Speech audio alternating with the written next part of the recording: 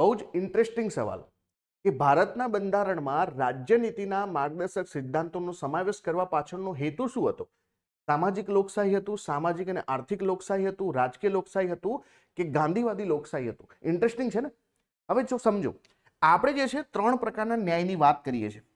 આ ન્યાય જે છે કેવા કેવા પ્રકારના હોય છે? એક તો ભાઈ આપણો ન્યાય છે રાજકીય, બીજું છે સામાજિક અને ત્રીજું છે આર્થિક. હવે આ જે ન્યાયની વાત કરીએ છીએ ને એ લોકશાહીમાં પણ લાગુ પડે કે આપણે 3 અલગ અલગ પ્રકારની લોકશાહીની વાત કરીએ છીએ, લોકતંત્રની વાત કરીએ છીએ.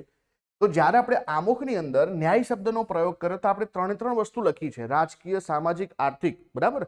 રાજકીય એટલે કે પોલિટિકલ, સામાજિક એટલે સોશિયલ અને આર્થિક એટલે ઇકોનોમિક. તો સોશિયો ઇકોનોમિક અને પોલિટિકલ આ 3 પ્રકારની ન્યાયની વ્યવસ્થા આપણે કરી છે. પણ હવે જ્યારે આપણે વાત કરીએ મૂળભૂત અધિકારોની, ફંડામેન્ટલ રાઇટ, તો ફંડામેન્ટલ રાઇટની અંદર આપણે જે છે જે લોકોને અધિકારો આપ્યા છે એનાથી શું થાય? તો એનાથી ભાઈ રાજકીય જે છે ન્યાય પ્રાપ્ત થાય. એટલે કે એનાથી આપણે જે છે એક બરાબર પોલિટિકલ ડેમોક્રેસી સ્થાપિત કરી શકીએ.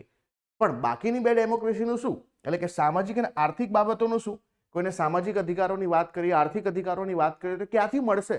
તો એના માટે આપણે જે છે ભારતના બંધારણમાં ડીપીએસપી નો સમાવેશ કર્યો, એટલે કે directive principal of state policy. તો સામાજિક અને આર્થિક જે છે અધિકારો, સામાજિક અને આર્થિક જે લોકશાહીની વાત કરીએ છીએ એ એકચ્યુઅલીમાં આપણે રાજ્યનીતિના માર્ગદર્શક સિદ્ધાંતોથી પ્રાપ્ત થાય છે. તો ઓપ્શન નંબર બી જે છે સાચું બને. ઓપ્શન નંબર બી સાચું બને છે. અને આ વાક્ય પણ કોનું છે? ડોક્ટર બી આર આંબેડકરનું વાક્ય છે.